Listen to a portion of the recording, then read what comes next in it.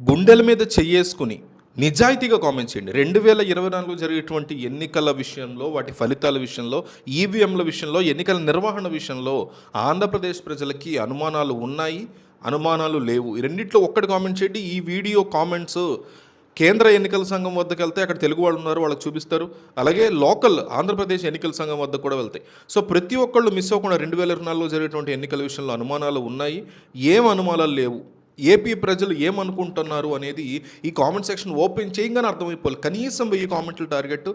కేంద్ర ఎన్నికల సంఘం ఈ కామెంట్లు చూసేలా చేస్తాయి. ఇది నా బాధ్యత, నేను ప్రామిస్ చేస్తున్నా. ఖచ్చితంగా వాళ్ళు చూస్తారు. కానీ ఏపీ ప్రజలు ఏమనుకుంటున్నారో వాళ్ళకి తెలియాలి.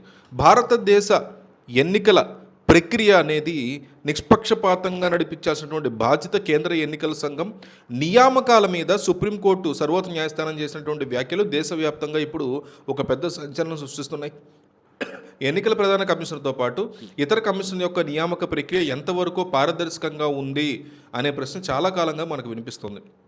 ఈ నేపథ్యంలోనే సుప్రీంకోర్టులో ఒక కీలకమైనటువంటి పిటిషన్ అయితే దాఖలైంది. ఎన్నికల అధికారుల యొక్క ఎంపిక విధానం ప్రజాస్వామ్యబద్ధంగా జరగట్లేదని, దాన్ని మార్చాల్సిన అవసరం ఉంది అని పిటిషనర్ కోర్టు దృష్టికి తీసుకొచ్చారు. ముఖ్యంగా ఎన్నికల కమిషనర్ ఎంపిక చేసేటువంటి కమిటీలో సుప్రీంకోర్టు ప్రధాన న్యాయమూర్తిని కూడా ఒక సభ్యుడిగా చేర్చేలాగా ఆదేశాలు ఇవ్వాలి అని ఈ పిటిషన్లో కోరడం జరిగింది. ఈ అంశాన్ని విచారించినటువంటి న్యాయస్థానం కేంద్ర ప్రభుత్వ నియామక తీరు మీద అత్యంత పదునైన కీలకమైనటువంటి ప్రశ్నలు లేవనెత్తింది. సుప్రీంకోర్టు ప్రధాన న్యాయమూర్తి ఖచ్చితంగా ఆ కమిటీలో ఉండాలి అని తాము పట్టుబట్టట్లేదని, కానీ ఎన్నికల వ్యవస్థ నిష్పక్షపాతంగా పనిచేస్తోంది అని ప్రజలకి నమ్మకం కలగాలి అంటే ఒక న్యాయమూర్తి ఉండడం వల్ల నష్టం ఏంటి అని న్యాయస్థానం ప్రశ్నించింది సుప్రీంకోర్టు. ప్రస్తుత నియామక విధానం ఎలా ఉందంటే, ప్రధానమంత్రి ఉంటారు, కేంద్ర కేబినెట్ మంత్రి ఒకరు ఉంటారు, దేశ ప్రతిపక్ష నాయకుడు ఉంటారు. వీళ్ళు ముగ్గురే ఉంటారు సభ్యులుగా. ముగ్గురు కలిసి ఒకళ్ళని ఎంచుకోవాలి. ముగ్గురులో ఒక పేరుని ప్రధానమంత్రి ప్రతిపాదిస్తారు. సో మరొక పేరుని ప్రతిపక్ష నాయకుడు సూచిస్తాడు. సో ఇద్దరు కలిసి 2 పేర్లు ఇస్తే ఒకరిని ఎంచుకోవాలి. ముగ్గురు కలిసి కేంద్ర కేబినెట్ మంత్రి సహజంగా ప్రధానమంత్రి చెప్పినటువంటి పేరుని ఆయన యాక్సెప్ట్ చేస్తారు.